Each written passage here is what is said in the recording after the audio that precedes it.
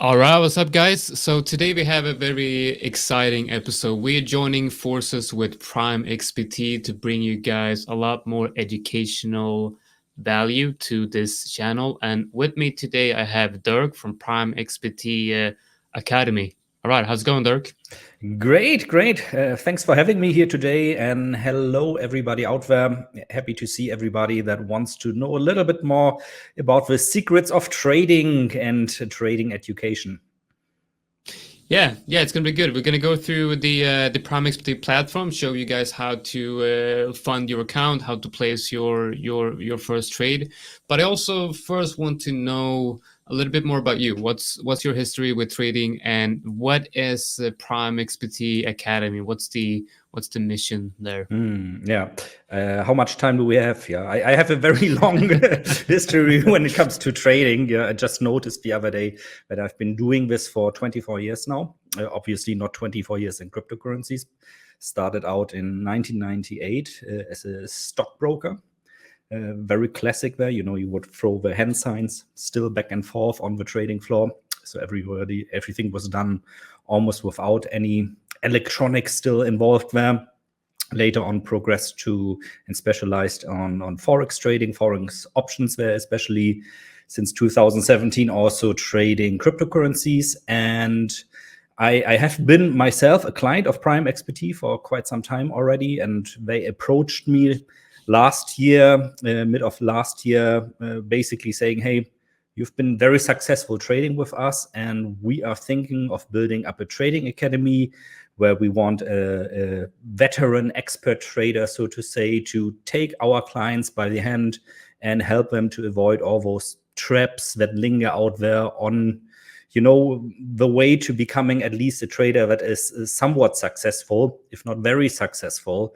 So basically, avoid all the traps that I've had to go into myself, had to fall into myself. You probably know that as well, Lib, and it has been very successful. So people are very happy about this.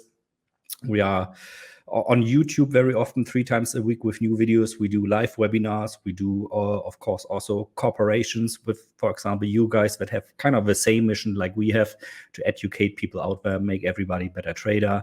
And it's fun, you know, to talk about things that you have a passion for, a lifelong passion, I should say, in my case, for yourself, to really try to transport that passion to other people out there. Yeah, I mean it's fantastic. It's fantastic to be able to do something you love, and then also teach other people to do that as well. And hopefully you bring that interest of trading up, because that's really what it's all about. You know, you're never going to be a successful trader if you don't like trading. I mean, it's just such a hard thing to do, and if you don't have the love for it, it's just going to be so hard when it kind of goes against you, right? Absolutely, yeah. Today I think I want you to maybe share your screen and maybe go through just the PrimeXBT platform, and after we show the actual platform, we're also going to talk about the current market condition and how to navigate that condition, these conditions as a trader, because it's a very very special scenario we are in right now with the war in Europe and central banks, fighting inflation, that kind of stuff. So it's very, very different scenario. Yeah. And but by the way, guys, we also have in the description below of the video, you have a link you can use to sign up to trade on PrimeXBT. They've actually added quite a few crypto pairs, altcoin pairs, yesterday or today, I believe. Mm-hmm. And you're also able to trade the forex market, of course. So there's a lot of opportunities on this platform to trade. And when signing up, you can use the code BURBNEST to get up to 7K USD deposit bonus. So that's definitely worth checking out.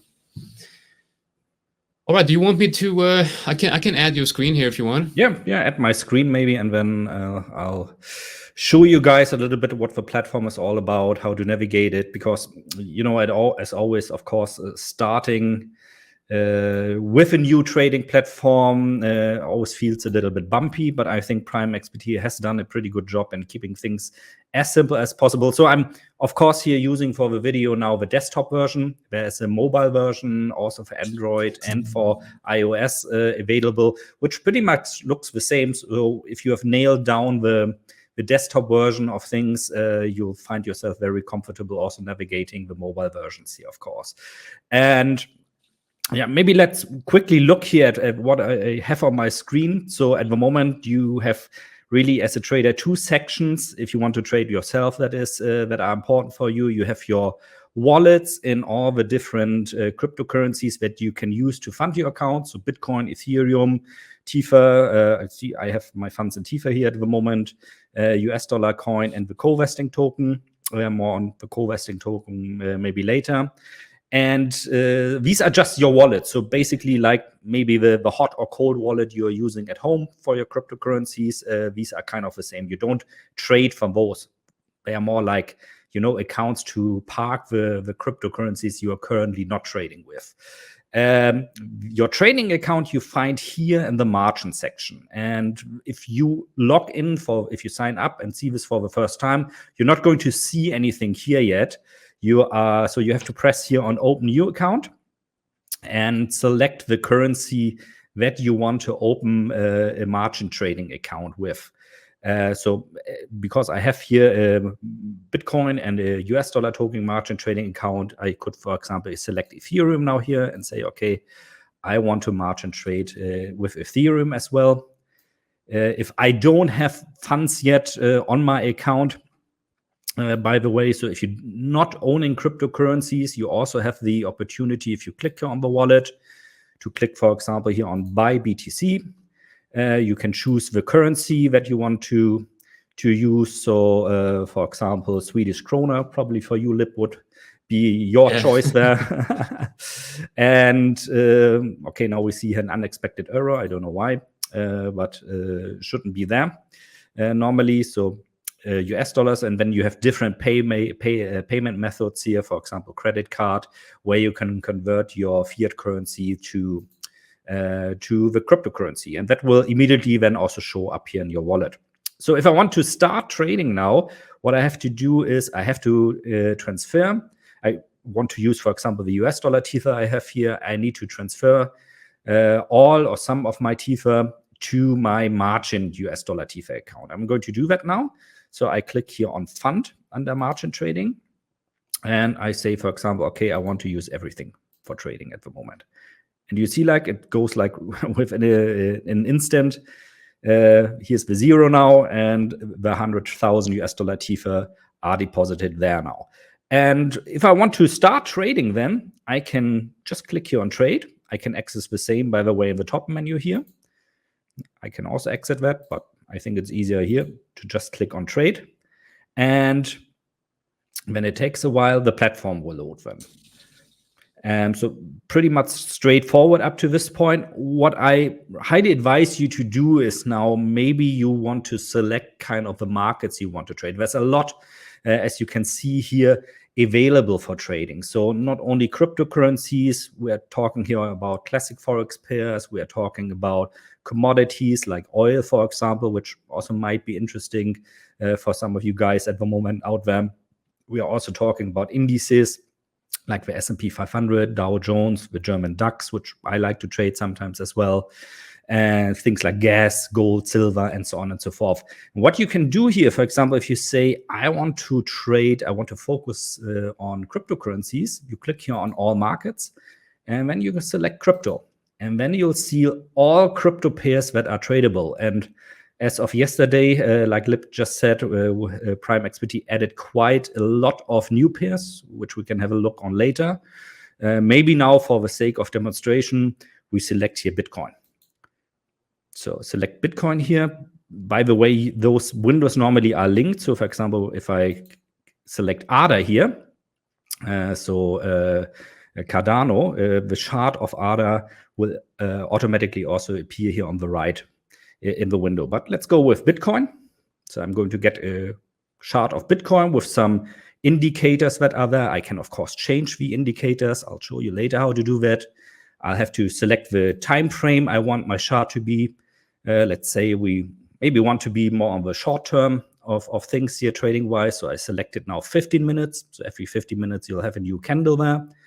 You'll have different methods of displaying your charts, so bar charts, candle charts, line charts. You can add here with this, what is that, like a chemistry glass? I don't know how to call that in English. You can have different indicators that you can add, so you can really kind of build your, whatever suits your eyes, whatever trading strategy you are following. And now maybe a pro trick. You have different, depending on how fast you want your trades to be executed. And you can do the following. So for example, if I say like, okay, I want to trade 0.1 Bitcoin at the moment.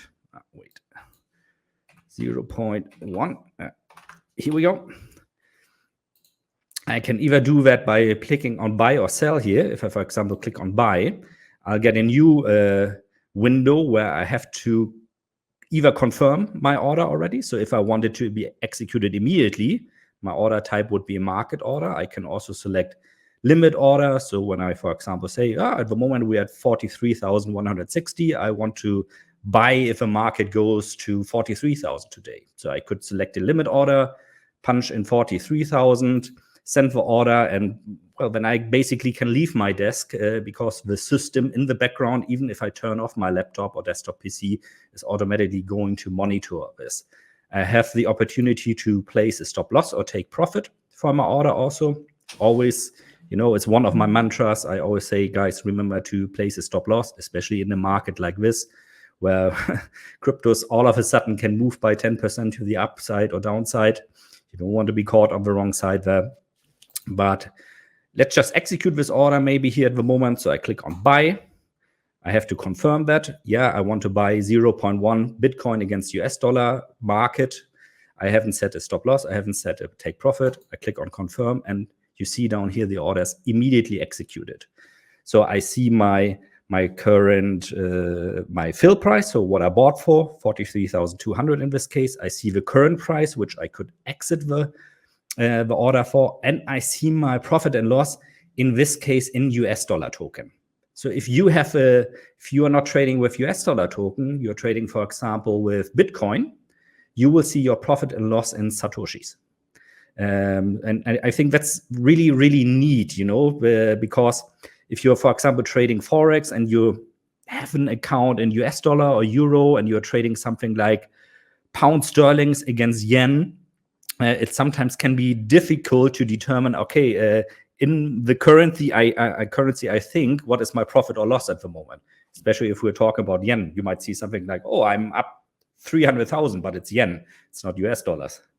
So yeah, and another thing with that is also when you so when you set your stop loss, you can also see how much you're going to lose in exactly, USD if that stop loss gets hit, and that for me is very important, because if let's say you risk 1% on all your trades, and what that 1% dollar value is, you can very easily calculate the position by just making sure that the loss will be 1% of that. So in your case, that would be $1,000, right? So I traded 0.1 Bitcoin now. If I, for example, say I want to risk 1%, I'm not trading with 100,000. I bought 0.1. So I actually just had a position opening now for 4,300 US dollars. Yeah, if I would trade for 100,000 US dollars, of course, 1% would be 1,000. At the moment, for example, if I place my stop loss here at 42,000, I could see, okay, I would lose around about 121.4 US dollar tokens. And I agree with you. I think this is very comfortable, because this is also one thing that most beginner traders struggle with a lot, to find the right position size. So with this, you can experiment also a little bit. Like, test yourself. Was my calculation that I did in my hand or on my calculator on paper, was that really correct?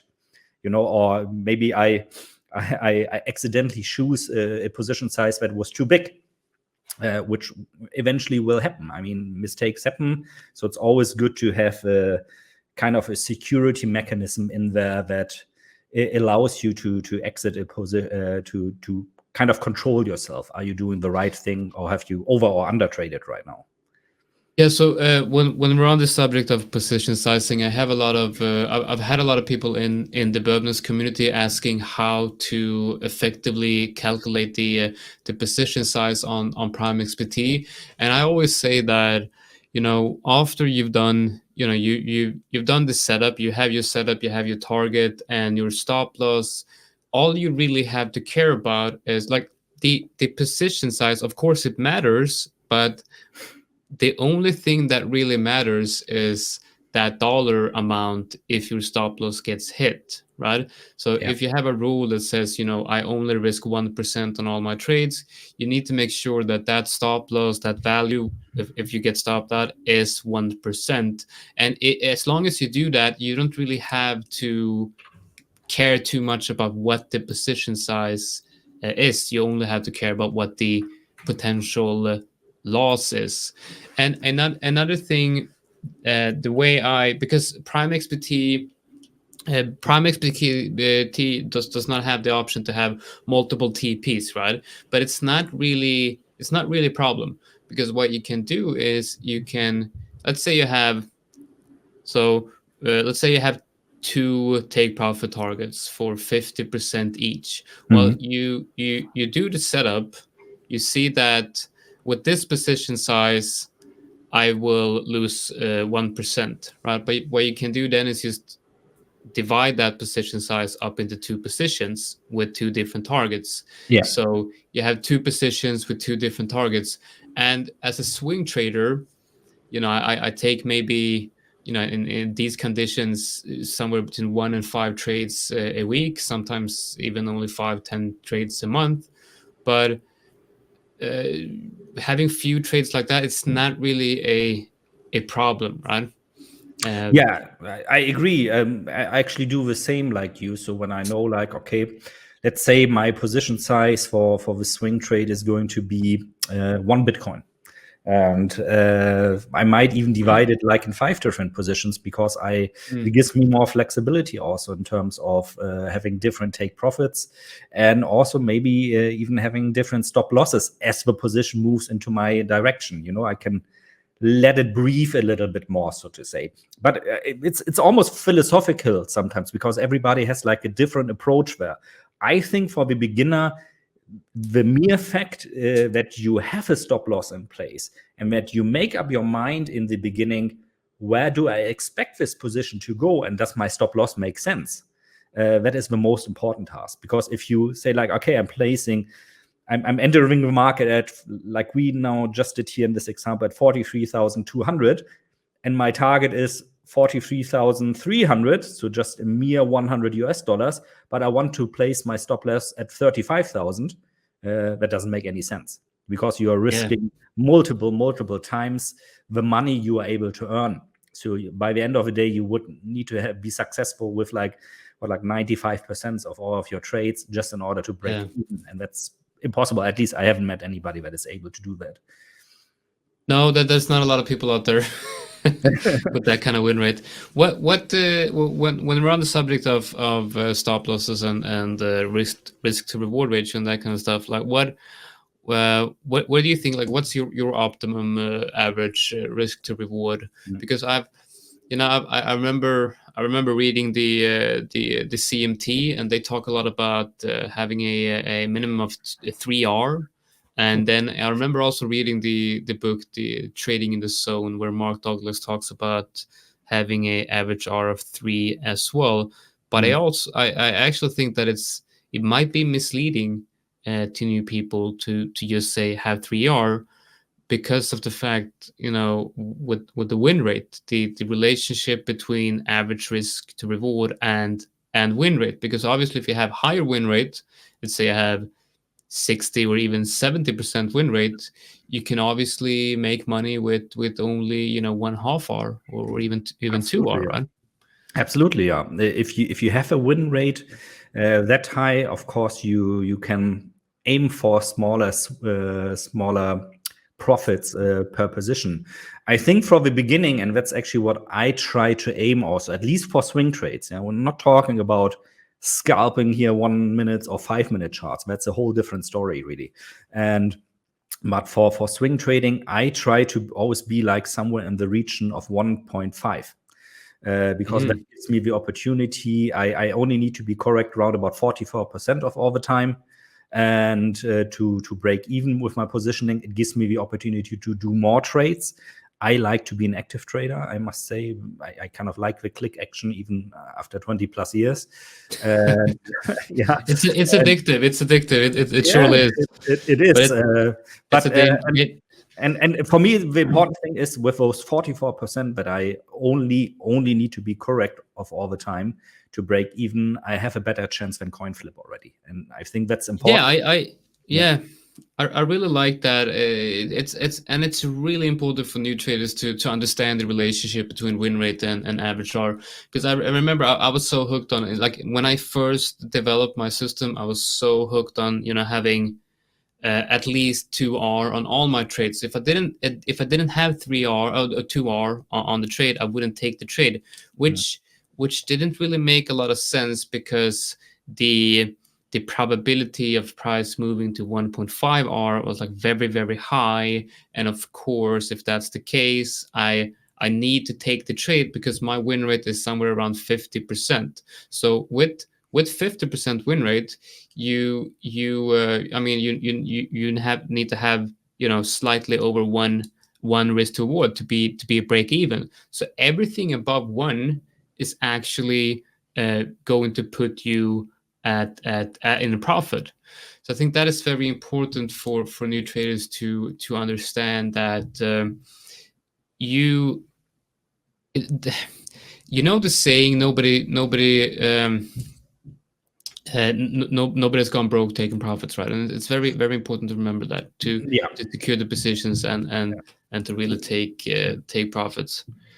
That and I think it's also important to be aware that this whole thing is also flexible. It depends on the market situation. If a market is like flatlining, and we have like in terms of volatility something like 0.5% to the upside, 0.5% to the downside, of course you probably will be satisfied with a lower risk reward ratio because the volatility is not there. If we have like crazy moves like we are seeing here at the moment, if I take a position, the potential for making a quick 5 or 10% even is higher than in those flatlining markets. So you will aim for a larger risk reward ratio there, potentially at 2 or 3, because it's easier to do so there. Takes more discipline, obviously, as well. But that's actually what I try to teach new traders.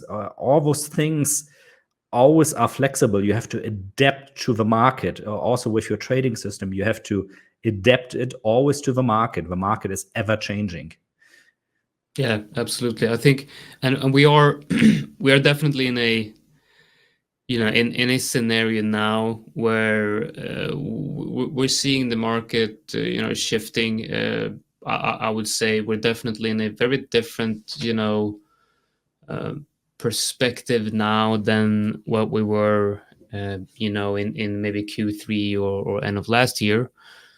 So I remember like I don't know, like we have we had the war in Europe, which is obviously creating a scenario where I remember at the beginning when there was talks about the war. I remember like you had new headlines coming out multiple times every day, and those headlines were driving the markets in different directions multiple times every day. So the whole idea with having risk on and risk off scenarios, that was shifting on an hourly basis, which made it very, very hard to be a swing trader, because you might see a swing trade lining up.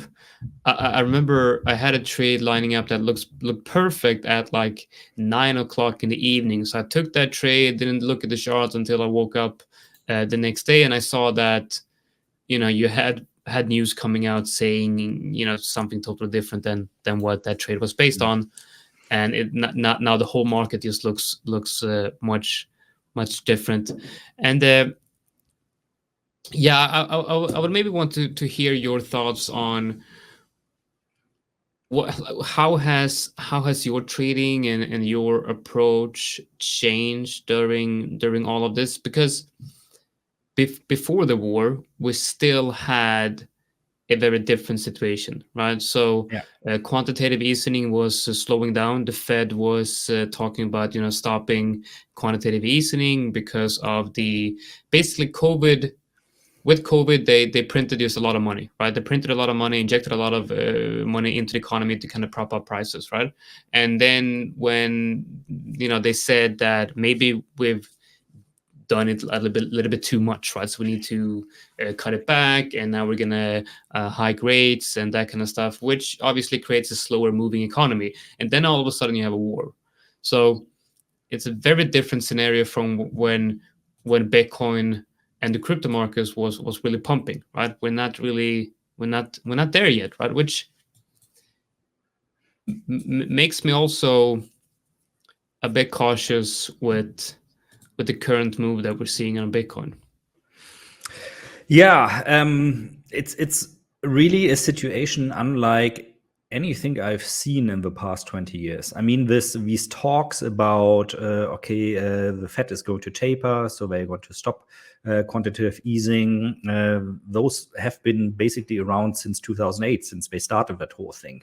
And it seems like every time they want to stop it, there's like a situation coming where they have to continue it. And and it's kind of it's crazy. It's ironic. If sometimes I think like, okay, I'm somewhere in the movie, where's the hidden camera filming me?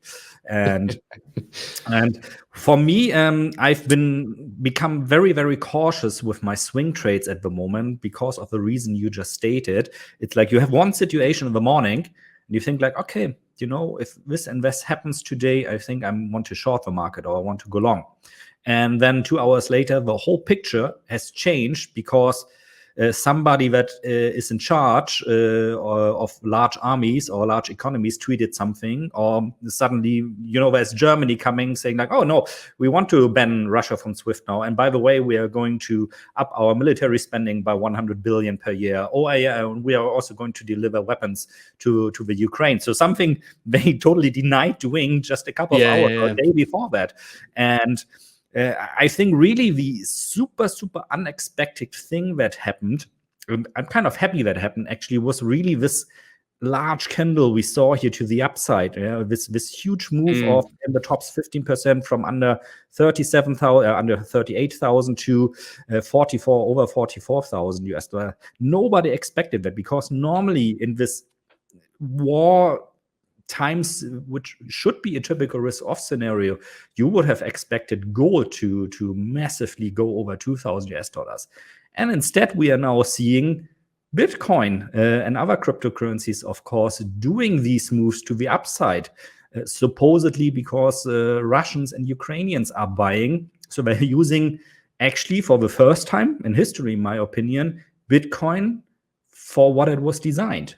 To be a safe haven that cannot be controlled by third parties and that is tamper-proof. So I was kind of happy to see that, not under those circumstances. Of course, I would have wished it would have happened naturally without a catalyst like a war.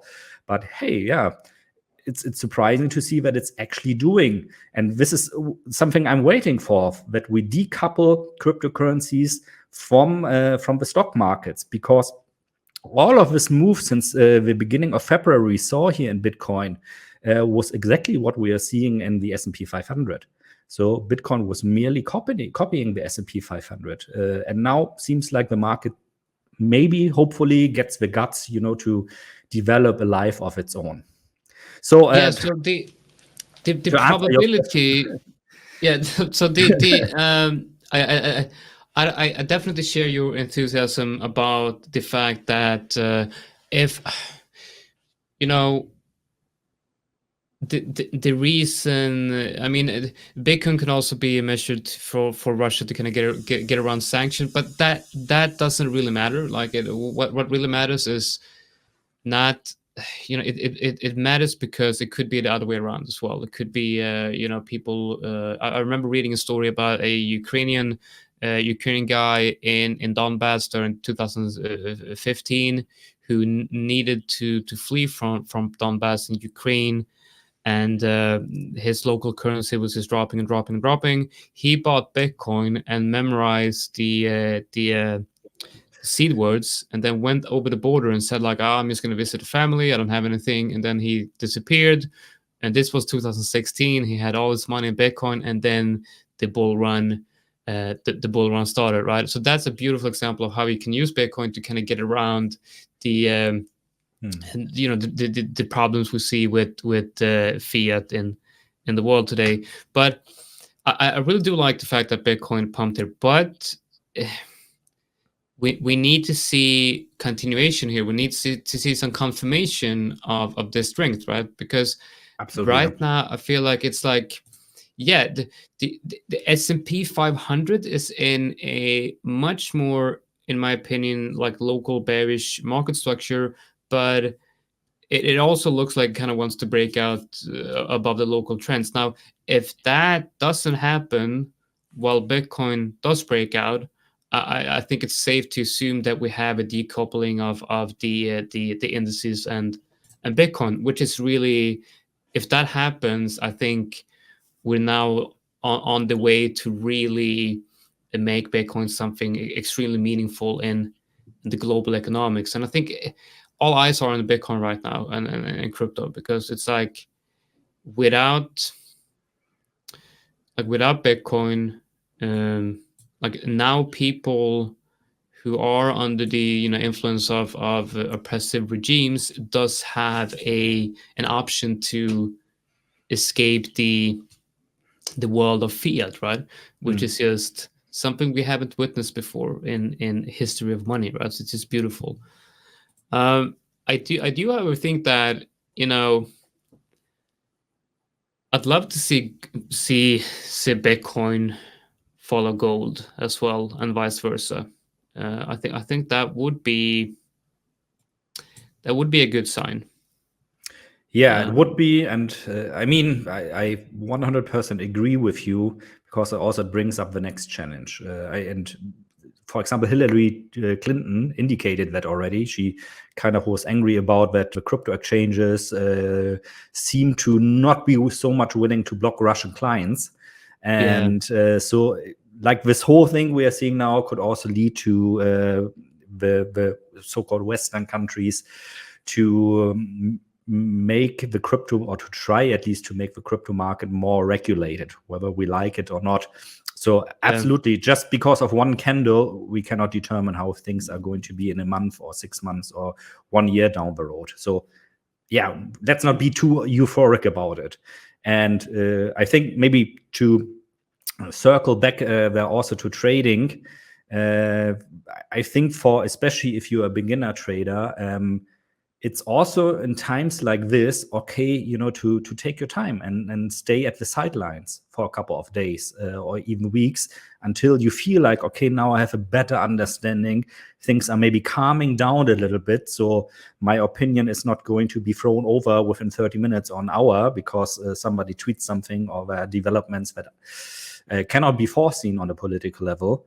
That's totally okay, and I think that's especially true if you're day trading. I, for example, haven't done any day trading for the past week, because I was very afraid of, I enter a position and then the landscape completely changes, overthrowing everything I can do in technical analysis way to find my positioning.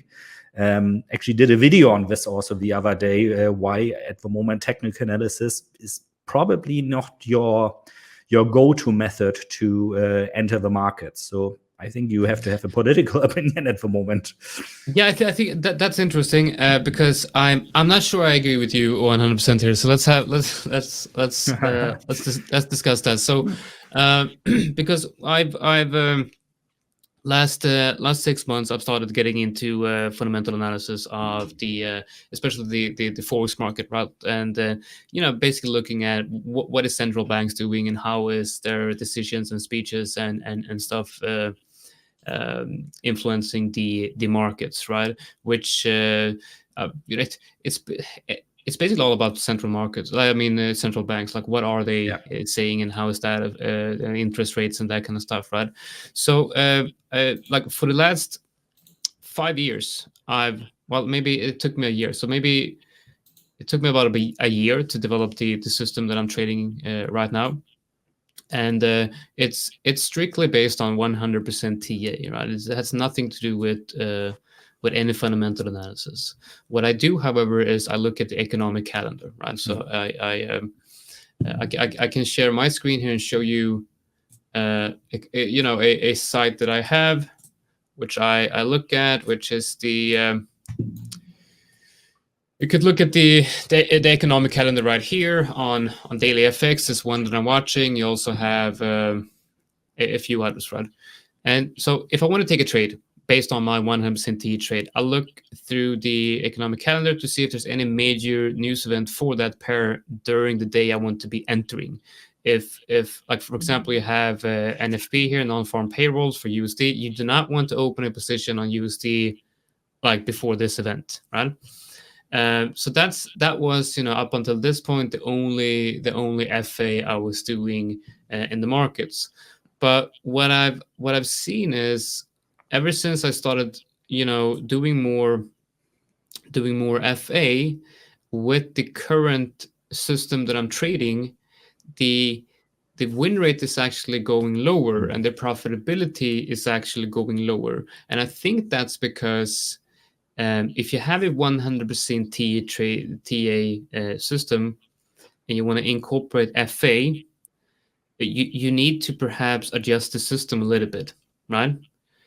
And for me, the most profitable way for me to trade is still only going of technicals. But then in a scenario like this one, you need to adapt, right? So you need to be very, very adaptable. So I went from maybe having 10 trades a week to having 5 trades a month. And I think that is the biggest challenge in current conditions. It's like you just have to accept the fact that when prices are ranging and it's shopping all over the place, there's just not going to be a lot of opportunities, especially not as a trend following swing trader. So I do agree that TA. I don't think TA is getting. I don't know how I should put it, but TA is still my go-to focus 100%, but it just works. It just gives me less setups, if that makes sense. And I think I think new traders, they don't have a specific system, right? I think that is the problem. I think you're right. I mean, it depends on the time horizon. No? I assume from what I'm seeing here that your time horizon probably is a little bit longer, being a swing trader. So you're maybe holding on for a couple of weeks to positions. Is that correct? Well, no, not really. It's like more like it could be weeks, could be depending on like. I'm just following that trend. So I think my average holding time is 2 or 3 days, but okay. My biggest winners are like 2 weeks, stuff like that. But you're basing, of course, then your entry setups on longer time frames. So you're looking at longer time frames probably to find those entries for swing trades. Yeah, I mean we can look at gold here as an example. So it's a 4-hour chart, I think you have there. No, yeah. So on gold here we have the like the daily chart, and I've just added a level here. It's not really perfect. That should probably incorporate like that level as well. But I've been watching gold here, and I said, if we break above this level and we start creating daily structure above this level, I want to start looking for my long setup to activate, right? So in that case, now this is not a perfect example, but the trade would probably be something like, I would like to trade gold up to the like the $2,000 area, right? So that around this area would be my TP. You can also see that it kind of lines up with this level to the left, and obviously this could take quite a long time, right? To enter somewhere here, and it's only gonna be 2.4 hour trade, but this could take a long time. Yeah, and I think that's the difference, maybe also between our trading styles. So I have, if you are looking for like a longer term market structure that maybe can take a couple of days, maybe sometimes even week to develop, because you're looking, for example, for price action confirmation above those levels now on gold. So okay, it's probably going to head towards $2,000 again. When the longer the time frame is, I think the less important really becomes the momentary fundamental thing that the market is reacting to. And so the more important, in my opinion, technical analysis becomes again. Now I'm doing usually a lot of day trading. So I'm in the position somewhere between 5 minutes and a couple of hours. And of course, like a flipping of fundamentals from risk on to risk off suddenly 2 or 3 times during the day, like we see at the moment, is going to have a much larger impact then. Go on, please. Yeah, and you're using, obviously, like day trading like that, you're obviously using tighter stop losses, which is obviously puts you in the line of fire, if you will, when it comes to headlines, because it's basically a headline driven market, and but having a wider stop loss as a swing trader, I think you have time to exit your position. You have more room for error. But so what you say that your time horizon, like when your holding time would be like a couple of minutes or hours. Is that your main trading trading style? No. So my main trading style is really buying and holding on almost forever for what I believe in. So I'm like for 70% of my fortune, so to say, a hodler, typical Bitcoin hodler, because no matter what comes in the future, I believe in the long-term story and development of Bitcoin becoming something like a global reserve currency. And for the other 30%, I do some swing trades, but usually I'm not the most patient guy when it comes to holding positions. So I'm probably one of the few people out there who find like more home in 5 minutes, 15 minutes, 30-minute charts, maximum 1 hour charts. This is really why I thrive, because it gives me, also the opportunity when I close my trading station at night, I go home and I know I usually don't have a position anymore. Every morning is a fresh start. Yeah, that's a beautiful feeling. I wish I could be in that scenario as well. It's just you have to adapt to your personality as well. And I would love to be that type of person that could trade like you. I would really love to be that kind of person, because what I can do, just like you say, when I leave the office, I don't have any positions open. It's a stress-free environment, and I leave, whatever profits or loss I've made, I leave in the office, and that's a really nice feeling. But the problem I'm having with that is I'm also quite not very patient, so I can't have long-term positions because I'm gonna exit too early or sell too early. I know that, so I can't really do that. I found what works perfect for me is that, like, I'm day trading, but with a swing trader's mentality, right? So I'm constantly watching the markets, always looking for new opportunities, and I'm reacting quickly within my swing trades, right? I'm secure them quickly or exiting quicker.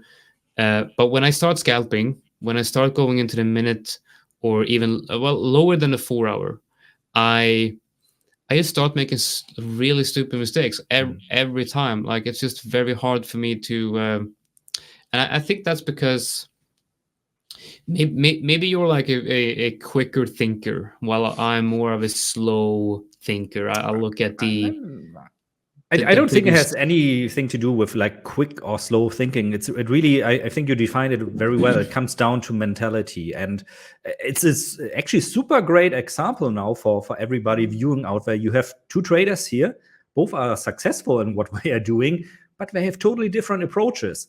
So I think the message for everybody out there really is that. And this is also one of the goals I want to achieve with the PrimeXBT Training Academy is that you need to find your own style. If you just want to plainly copy somebody, there are methods, of course, out there as well, but don't expect that you can be as successful as Lib, for example, by just merely copying everything he has. You have to add your own twist to it. And this comes with experience. That's very true. I have a couple of private students, and my goal with them is to basically teach them my system and teach them everything I do about the system. But also, like the most important part about that is when that's done, it's up to them to adjust that system to their liking and to their personality. And it's really interesting because I have students that takes my system and then develops it into something on their own. Could be because they have a full-time job and they have different life situations and stuff like that. But it's just a beautiful thing to see that you have an arena in trading, which is just that there's unlimited possibilities, possibilities in terms of creativity and stuff like that. What it really comes down to, just like you said, is mentality, right? You get to you have to have like a consistent approach, right?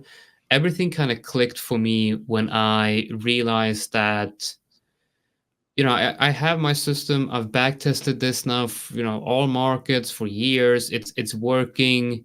It really is working. And then I forward testing and I see that it really works. So I'm just gonna take every trade I see, every entry confirmation, just take that trade like a machine, and that's where it really everything is changed, right? It's nice. I mean, it gives you a lot of peace of mind then, and for me, I feel always I need this certain human element in most of my trading. At least I'm also doing some machine learn based entries, AI entries there, but for most of it, I like to come in the office. I have my system, but I know my system, my day trading, or one of my day trading systems, they are not going to work every day. Because there are so many little turning wheels that can favor or unfavor the outcome. For example, I always make a volatility decision in the morning where I think, okay, so it's going to be a high volatility day, a low volatility day. If it's going to be a high day, I need to adjust some of my indicators to be not that they don't jump like on every little move up or down to extreme levels immediately.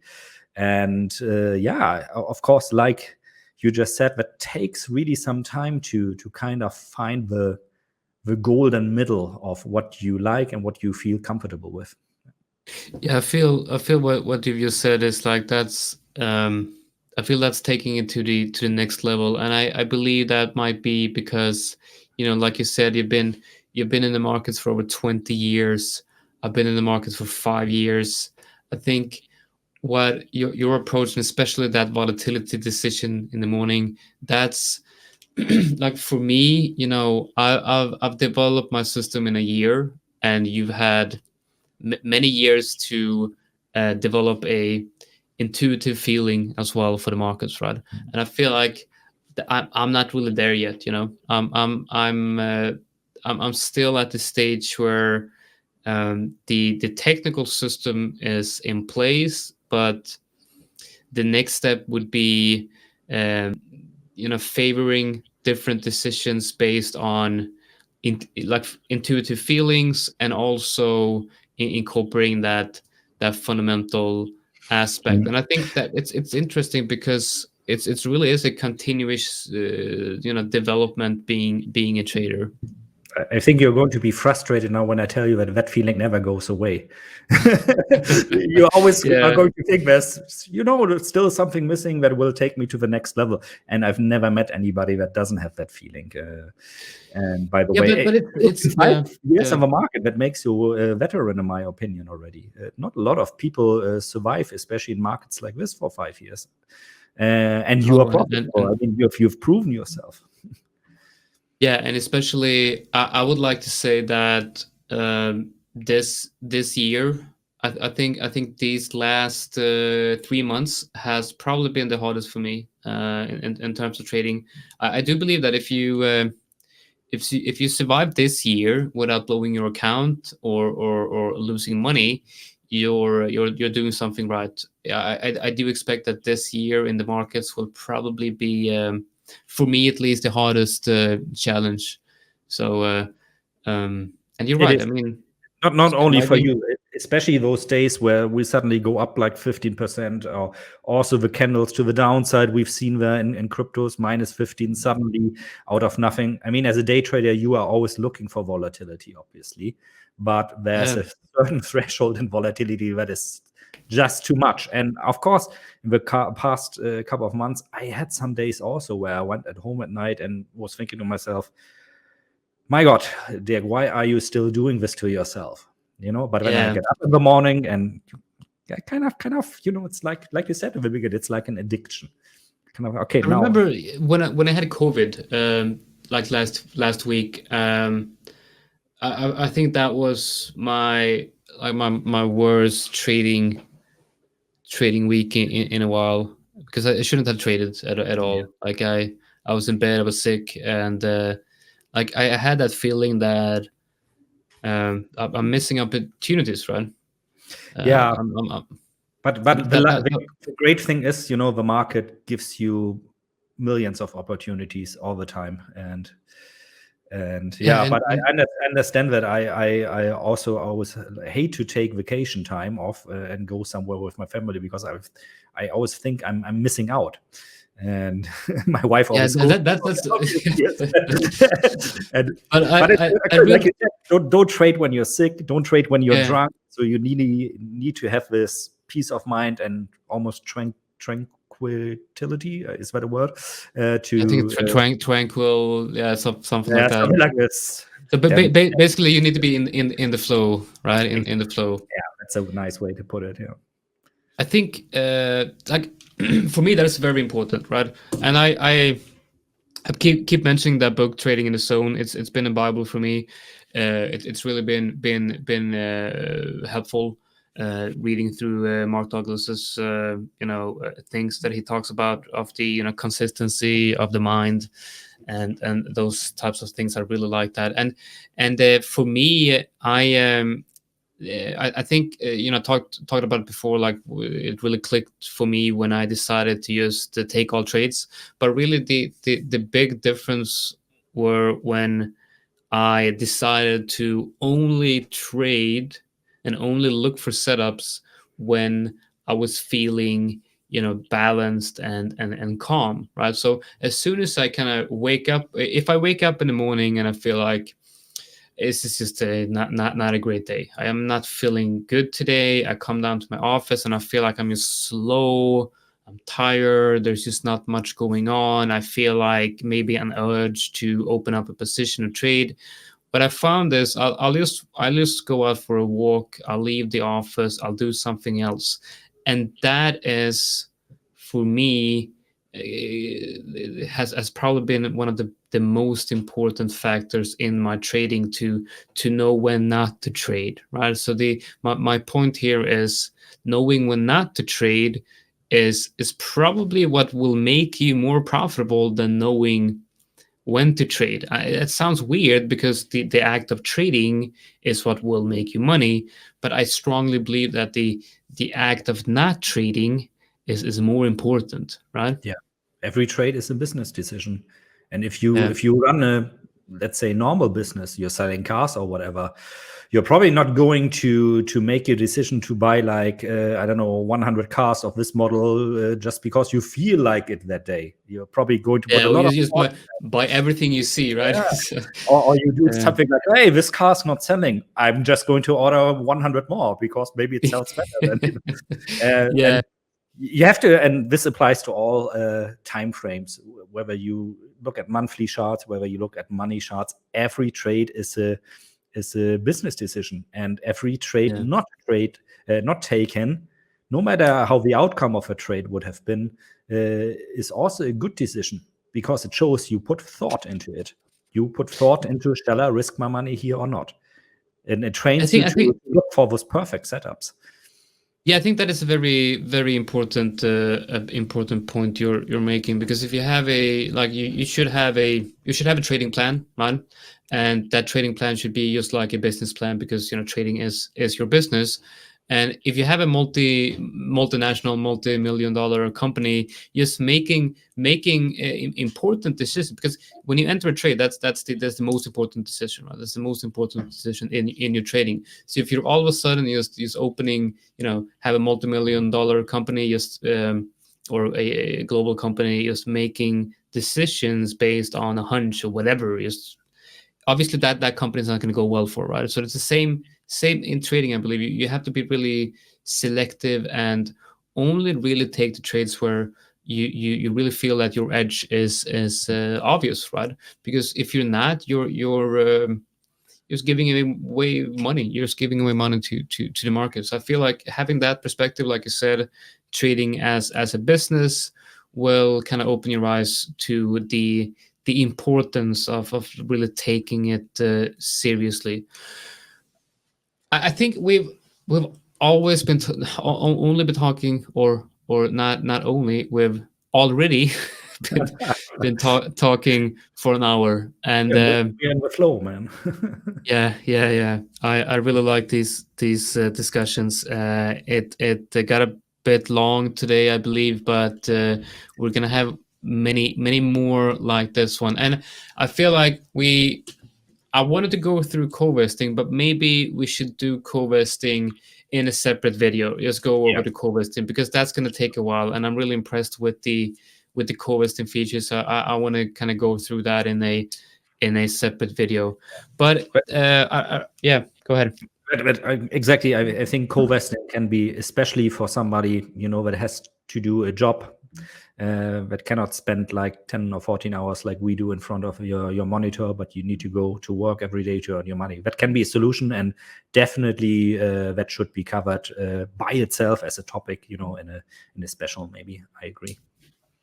Yeah, and if you're watching this on YouTube and you have any specific request, if you want us to cover any topics, like perhaps how do you trade successfully having a full-time job, or how do you trade successfully having kids running around at home, or stuff like that, or how to take profits or stop losses and stuff like that, please let us know in the comments, and we'll be able to cover that for you. And if you're interested in PrimeXBT, which you should be, you should use the link in the description below and sign up using the Bird Nest code, and you will get a 7K USD deposit bonus on your deposit.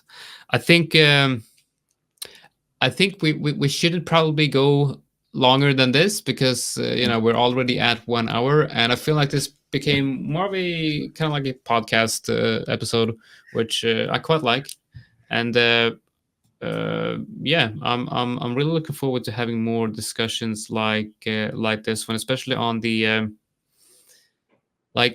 because here you have two professional traders trading full time, and I believe us having discussions about how we approach the markets and how we manage our emotions and stuff like that can be very helpful for new traders to hear.